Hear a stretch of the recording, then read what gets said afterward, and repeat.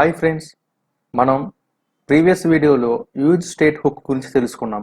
Class కాంపోనెంట్స్లో component did mount, component did update, component will unmount అనే 3 life cycle మెథడ్స్ని మనం ఉపయోగించుకునే వాళ్ళం. ఇప్పుడు ఆ 3 లైఫ్ సైకిల్ మెథడ్స్ని ఫంక్షన్ కాంపోనెంట్స్లో ఎలా ఉపయోగించుకోవాలో చూద్దాం. అందుకోసం మనం యూజ్ ఎఫెక్ట్ అనే హుక్ను ఉపయోగించాల్సి ఉంటుంది. నేను app.js అన్న ఫైల్లో యాప్ అని ఒక ఫంక్షన్ కాంపోనెంట్ క్రియేట్ చేశాను. లాస్ట్లో ఈ యాప్ని నేను ఎక్స్పోర్ట్ చేస్తున్నాను. ఇప్పుడు యూజ్ ఎఫెక్ట్ హుక్ని ఎలా ఉపయోగించుకోవాలో చూద్దాం. ఇందుకోసం ముందుగా మనం యూజ్ ఎఫెక్ట్ హుక్ని రియాక్ట్ నుంచి ఇంపోర్ట్ చేసుకోవాలి. యూజ్ ఎఫెక్ట్ తర్వాత కాంపోనెంట్లో యూజ్ ఎఫెక్ట్ హుక్ని ఇంప్లిమెంట్ చేసుకోవాలి.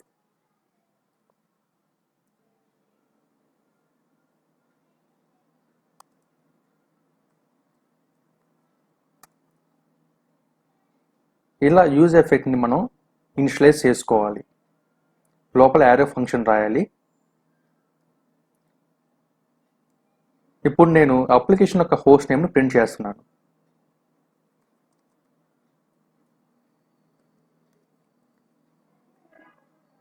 window.location.hostname console.log hostname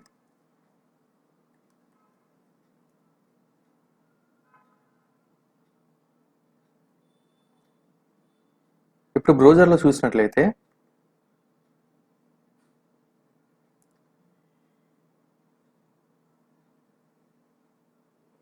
నేను అప్లికేషన్ రీలోడ్ చేస్తున్నాను.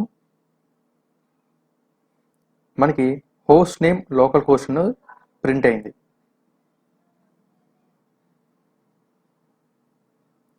అంటే మనకి యూజ్ ఎఫెక్ట్ అనే హుక్ అనేది ఇన్వోక్ అయింది.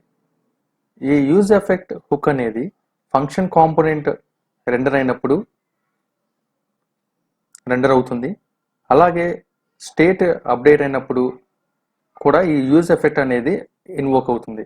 అంటే ఫంక్షన్ కాంపోనెంట్ ఎన్నిసార్లు అయితే రెండర్ అవుతుందో అన్నిసార్లు యూజ్ ఎఫెక్ట్ హుక్ అనేది ఇన్వోక్ అవుతుంది. ఇప్పుడు ఒక టైమర్ ఎగ్జాంపుల్ని చూద్దాం.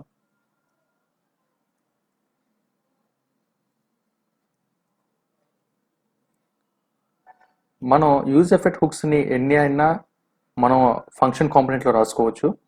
లిమిటేషన్స్ ఏమీ ఉండవు. ఈ యూజ్ ఎఫెక్ట్ హుక్లో నేను ఒక టైమర్ని తీసుకున్నాను వేరియబుల్. తర్వాత నేను ఒక యూజ్ స్టేట్ హుక్ని క్రియేట్ చేశాను.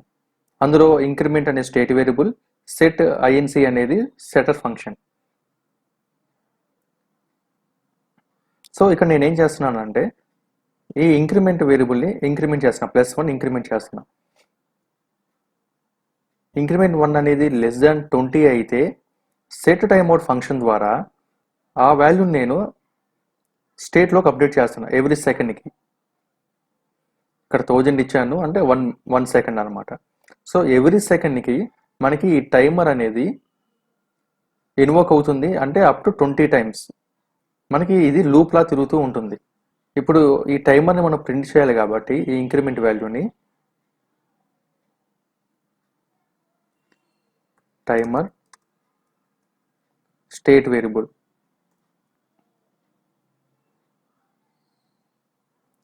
ఇక్కడ చూసినట్లయితే మనకి టైమర్ వాల్యూ అనేది ఇంక్రిమెంట్ అవుతుంది.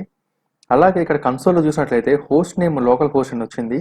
అలాగే ఇక్కడ ఈ హోస్ట్ నేమ్ లోకల్ హోస్ట్ అని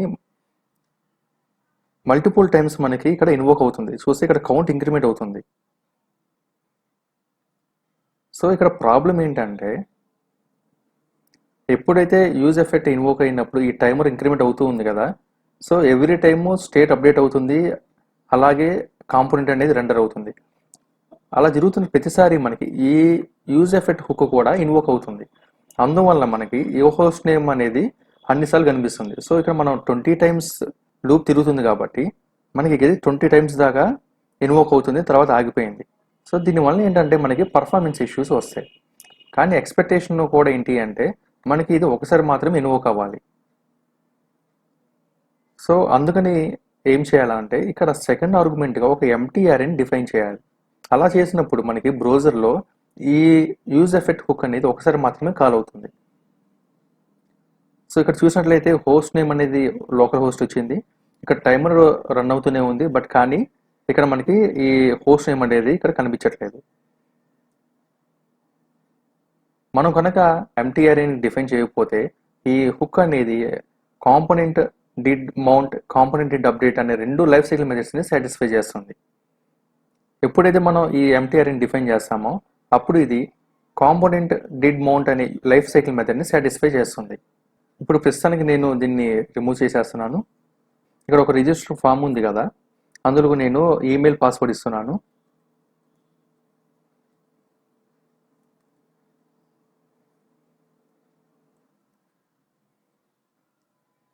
ఇచ్చి సబ్మిట్ చేసినప్పుడు మనకి ఇక్కడ స్టేట్లోకి అకౌంట్ స్టేటస్ అనే ఆబ్జెక్ట్ వచ్చింది. ఇందులో మెసేజ్ యూజర్ యాడెడ్ సక్సెస్ఫుల్లీ అని, అలాగే స్టేటస్ సక్సెస్ అని వచ్చింది. ఇప్పుడు ఈ మెసేజ్ యూజర్ యాడెడ్ సక్సెస్ఫుల్లీ అనేది యూజ్ ఎఫెక్ట్ హుక్ ద్వారా ఎలా ప్రింట్ చేయాలో చూద్దాం. యూజ్ ఎఫెక్ట్ యారో ఫంక్షన్ మనకి మ్యాప్ స్టేట్ ప్రాప్స్ ద్వారా మనకి ఈ స్టేట్లో ఉన్న డేటా అనేది ప్రాపర్టీస్లోకి వస్తుంది. So props dot account status dot status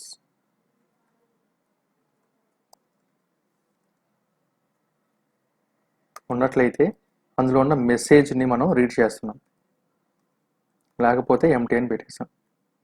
దీన్ని ఒక కాన్స్టెంట్కి అసైన్ చేస్తున్నాను.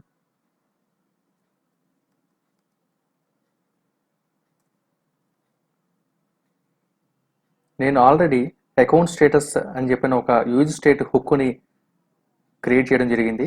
దీనిలో అకౌంట్ స్టేటస్ అనేది state variable. Set account status ద్వారా మనం ఈ స్టేట్ వేరియబుల్ని అప్డేట్ చేస్తాం.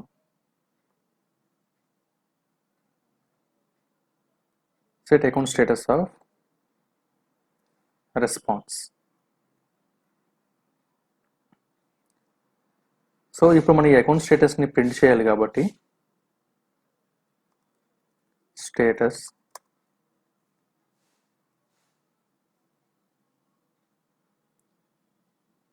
ఇప్పుడు బ్రౌజర్లో చూసినట్లయితే మనకి స్టేటస్ ఎంటీ ఉంది. ఇప్పుడు ఈమెయిల్ అని పాస్వర్డ్ ఇస్తున్నాను.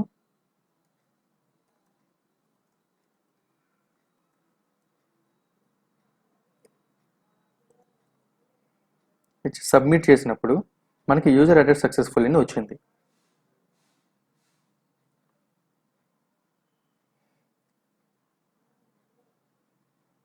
అంటే ఈ యూజ్ ఎఫెక్ట్ హుక్ అనేది ఎవ్రీ టైమ్ స్టేట్ అప్డేట్ అయినప్పుడు రెండర్ అవుతుంది.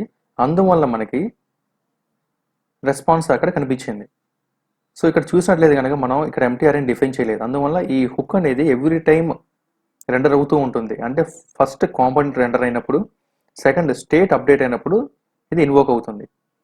కానీ మన రిక్వైర్మెంట్ ఏంటి అంటే ఎప్పుడైతే ఈ అకౌంట్ స్టేటస్ అనేది నాట్ ఎంటీ అంటే ఇందులోకి డేటా వస్తుందో అప్పుడు మాత్రమే ఇది ఇన్వోక్ అవ్వాలి. సో అందుకని చెప్పని ఇక్కడ స్క్వేర్ బ్రాకెట్ ఎంటీ అరేలో ప్రాప్స్ డాట్ అకౌంట్ స్టేటస్ అని రాయాలి.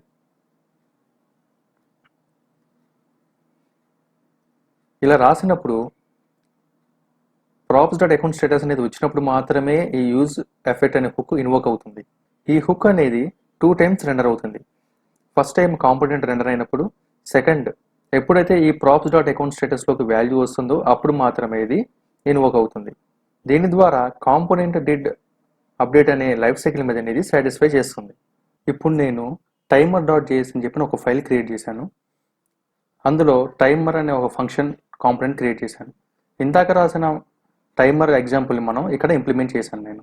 సో యూజ్ స్టేట్ అనే ఒక హుక్ని క్రియేట్ చేశాను. యూజ్ ఎఫెక్ట్ ద్వారా ఆ టైమర్ని ఇంప్లిమెంట్ చేశాను. అలాగే ఆ టైమర్ని ఇక్కడ ప్రింట్ చేస్తున్నాను.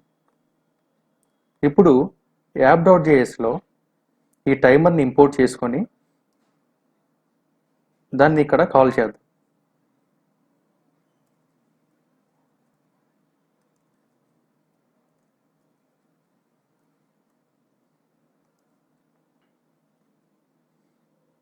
ఇప్పుడు బ్రౌజర్లో చూసినట్లయితే మనకి ఇక్కడ టైమర్ అనేది కాంపోనెంట్ లోడ్ అయ్యి టైమర్ అనేది రన్ అవుతూ ఉంది. ఇప్పుడు రిక్వైర్మెంట్ ఏంటి అంటే ఫామ్ సబ్మిట్ చేసినప్పుడు ఈ టైమర్ అనేది క్లియర్ అయిపోవాలి.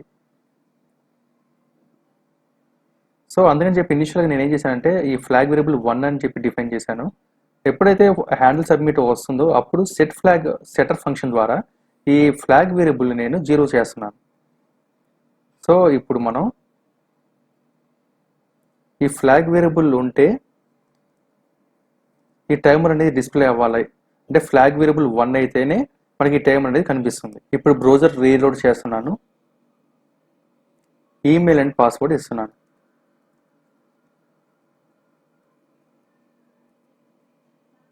సబ్మిట్ క్లిక్ చేసినప్పుడు మనకి ఈ టైమర్ అనేది క్లోజ్ అయిపోయింది. కానీ ఇక్కడ మనకి ఒక వార్నింగ్ వస్తుంది. Can't perform a React state update on an unmounted component. This is no op but it indicates a memory leak in your application. అంటే సింపుల్గా దీని మీనింగ్ ఏంటి అంటే అన్మౌంట్ అయిన కాంపోనెంట్లో ఫర్దర్గా మనం స్టేట్ అప్డేట్ చేయలేమని చెప్తుంది. సో ఇక్కడ ఏం జరుగుతుంది అంటే ఎప్పుడైతే మనం ఫామ్ సబ్మిట్ చేస్తామో ఈ సెట్ ఫ్లాగ్ అనేది 0 అయిపోతుంది. అలాగే ఈ ఫ్లాగ్ 0 అవడం వల్ల ఈ టైమర్ అనేది కూడా మనకి కనిపించట్లేదు. కానీ ఈ ఈ సెటర్ ఫంక్షన్ అనేది స్టేట్ని అప్డేట్ చేయడానికి ట్రై చేస్తుంది. సో అది మనకి ప్రాబ్లం. అందుకని చెప్పి మనకి అది వార్నింగ్ ఇస్తుంది. దీనివల్ల మెమరీ లీక్ అయినా అవ్వచ్చు అని చెప్తుంది అనమాట.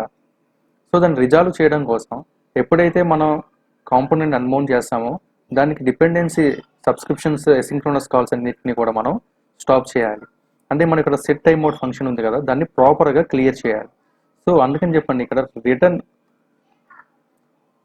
అనే ఒక ఫంక్షన్ రాసి అందులో ఈ సెట్ టైమ్ అవుట్ని టైమర్లో డిఫైన్ చేసాం కదా, so clear time out of timer అని రాయాలి. ఇది మనకి కాంపోనెంట్ విల్ అన్మౌంట్గా పనిచేస్తుంది అనమాట. సో ఇప్పుడు బ్రౌజర్లో చూసినట్లయితే ఈమెయిల్ అండ్ పాస్వర్డ్ మళ్ళీ ఇస్తున్నాను.